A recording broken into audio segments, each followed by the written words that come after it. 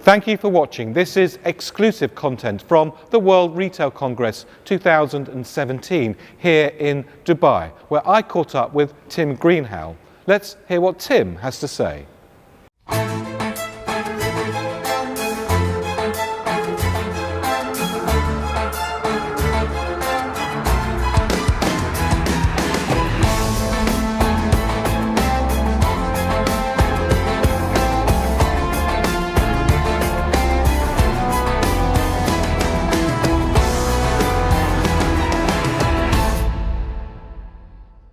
Well, I'm now joined by Tim Greenhalgh, who is the Chairman and Chief Creative Officer of Fitch GroupXP. Thanks very much, Tim, for coming along. You had a packed out, standing room only session yesterday here at the World Retail Congress in Dubai, talking about actually what on earth is the physical virtual combination of the two stores going to be like in the future. So rather unfairly then, Tim, what is the store? The physical virtual store of the future going to be? Okay, I'll just draw it for you very quickly. No, I think it was a very good session. I was with Jill Higgins from KKD and I was with Tim Kobe from A-Tink, and we started to look at a lot of what we talked about was about how you bring humanity back to retail. And so to exactly your point, I think it was looking at the balance between what role physical, what role digital, and also what role human. And I think that the assembled people that were there, I think, were rather taken by the fact that, as I believe the entire Congress has been talking about, which is we need to get back to the customer. It kind of rather surprises me that people are saying that. I kind of wonder, at what point did we forget about the customer? Well, it's funny. I had exactly the same sort of feeling as you when people were saying, in fact, everybody said, oh, we've got to be much more customer-centric. Well, actually, that is the essence of retail. But I think, when you take a clinical look backwards, retailers, and I'm an ex-retailer, so I'm complicit in the problem, spend a lot of time trying to create efficient businesses, supply chain, etc., and sort of the customer was secondary to that. And I think now people are realising that in this new age where the customers become so demanding, not focusing on the customer and focusing on their own business is not a way forward any longer. Yeah, I mean, I think again we've talked before, I think, about this word omnichannel. Again, in a lot of the research we've been doing with our clients, just to see where they are seeing retail going in their heads. A lot of them did say in our race to become more omnichannel, in our race to get all our systems working together, we did lose sight of the customer. And I think that whilst I can't tell you specifically what a future store might look like, I do feel that stores in the future will be, I think, more emotional. Experience is a word that's used a lot, and but isn't it a different experience people are talking about now? Maybe 3 or 4 years ago, it was the experience emporium. It was the brand as a temple. It was an assault of the senses. Whereas now, actually, is not the experience, your individual experience, and how maybe in certain contexts you can make it seamless, in certain contexts you make it more efficient, in certain contexts you can make it enjoyable. And we've found through research that consumers are saying, whilst I am still a consumer, whilst I still need things, it's becoming less about what I can buy from you and more about what I can achieve with you.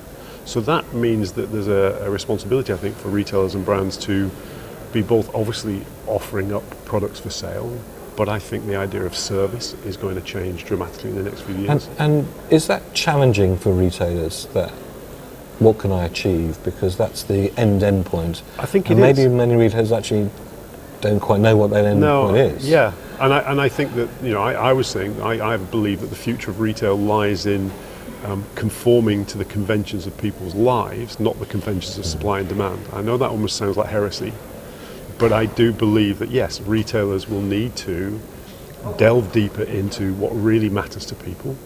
And then, as we've said before, find physical, human and digital ways in which that can be satisfied and realised. One of the things in talking to people I sense they're struggling with is that sort of coming together now of a physical experience with a virtual experience.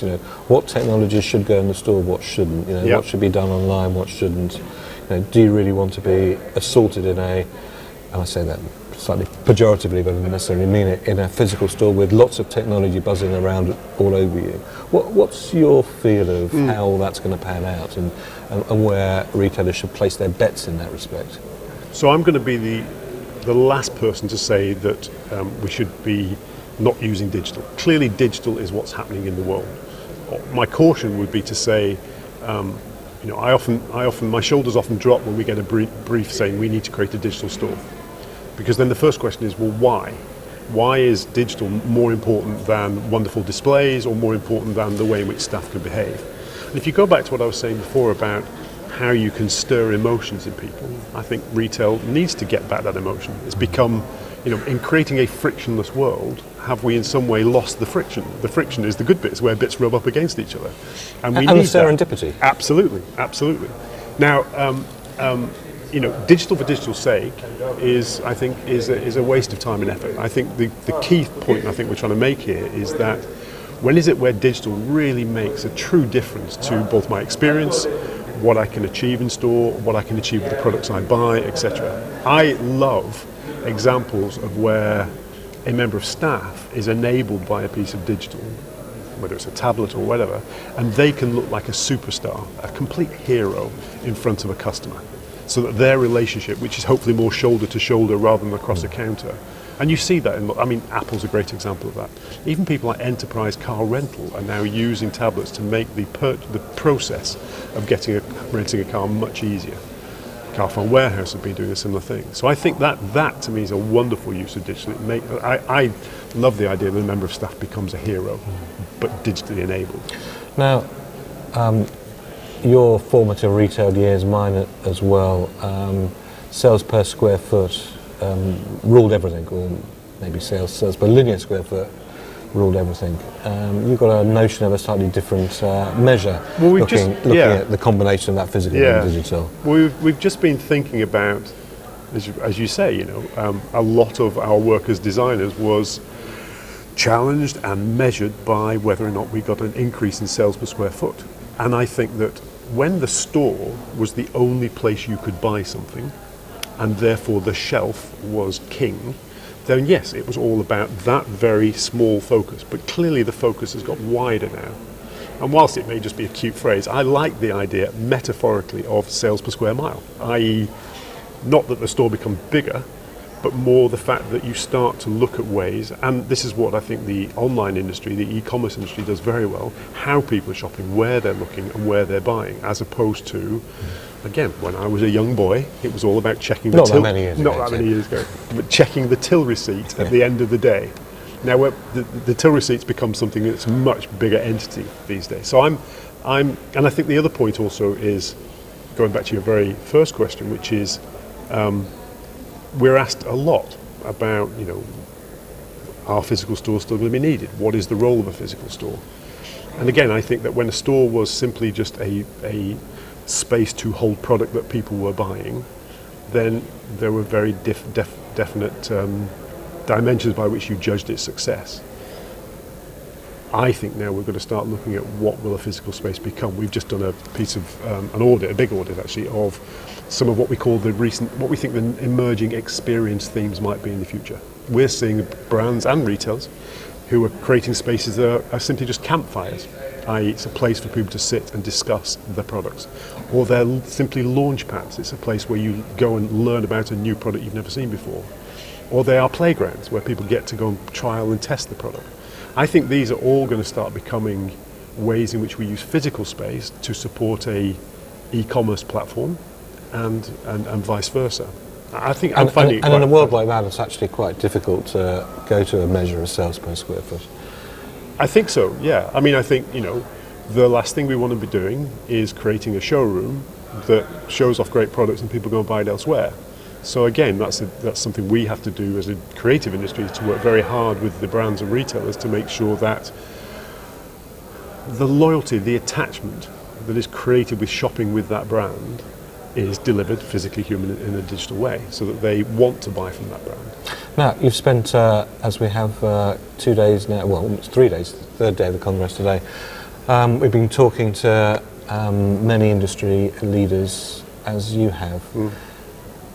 Do Do you get the feeling that now is a great time to be in retail or a really scary time to be in retail? I think it's a great time to be in retail because it's really scary. Lovely. Tim Greenhalgh from Fitch, thank you very much indeed for joining us. Thank you. Thank you very much indeed for watching. This is just one of the interviews that we conducted at the World Retail Congress 2017 in Dubai, where we broadcast every night with an hour's long programme. In order to see any of those programmes or to watch any of the other interviews, just go to this website here. My name's David Roth from WPP. Thank you very much indeed for watching.